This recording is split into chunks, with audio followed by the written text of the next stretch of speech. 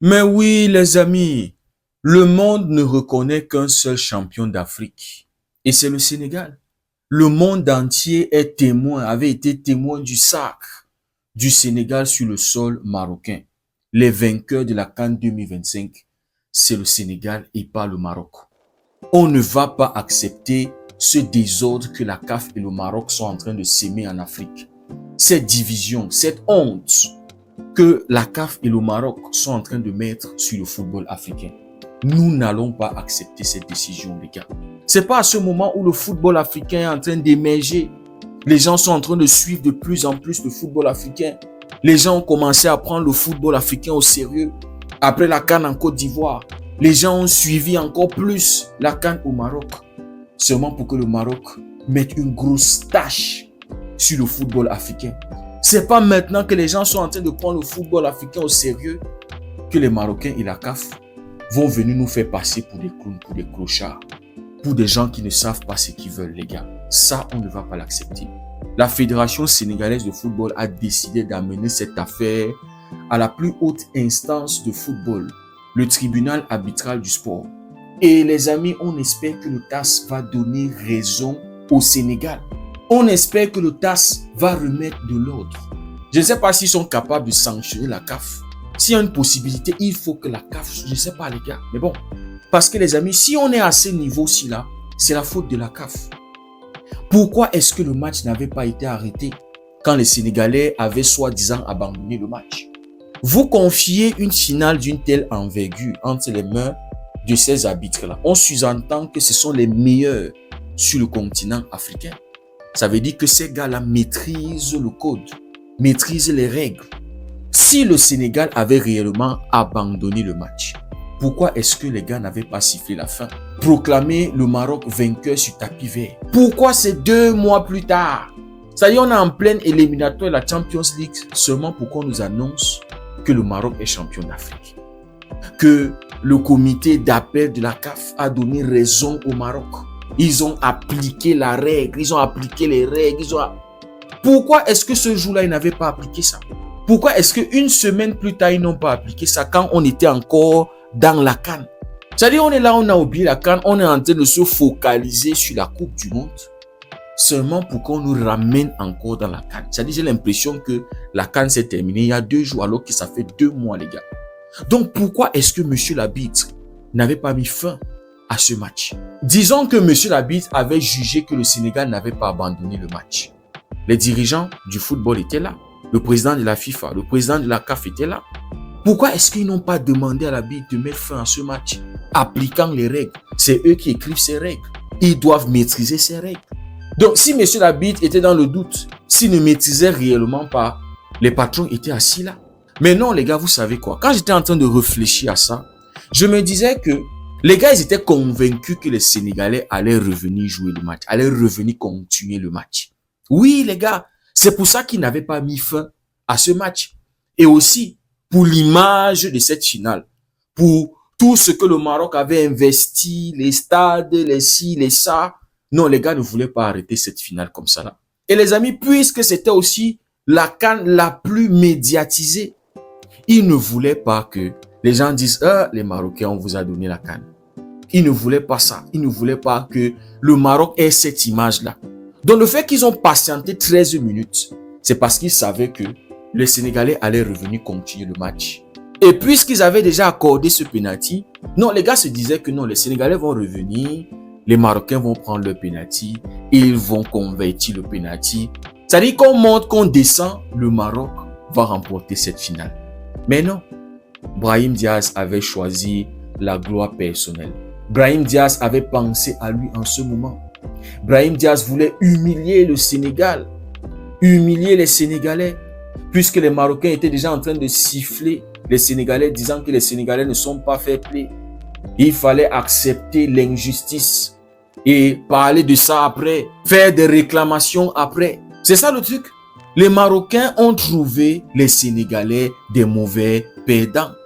Donc c'est pour ça que M. Labitte a patienté. Et c'est pour ça que même les dirigeants qui assistaient à cette finale n'ont pas bougé le petit doigt. Ils étaient posés tranquilles. Les gars étaient en train de prendre leur petit, je sais pas, jus de fruits, je sais pas trop, les gars.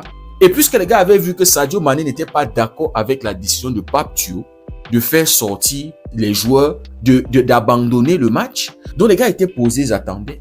Mais non, les amis, Dieu était aussi en train de regarder ce match. Et Dieu a puni le Maroc pour tout le vol qu'on avait vu tout au long de cette CAN, les gars. Dès le départ, les 2 premiers matchs de groupe, le match de 8e de finale, je crois que c'était contre la Tanzanie, le match de quart de finale contre le Cameroun, demi-finale contre le Nigeria, les affaires de serviettes, les stadiers qui trimballaient, qui manquaient de respect aux compétiteurs, les gars. Tout ça, on l'avait vu, les gars. Donc l'arbitre n'arrête pas le match parce qu'il savait que non, le penalty était là. Le Sénégal allait revenir, le Maroc allait prendre ce penalty et le Maroc allait le convertir.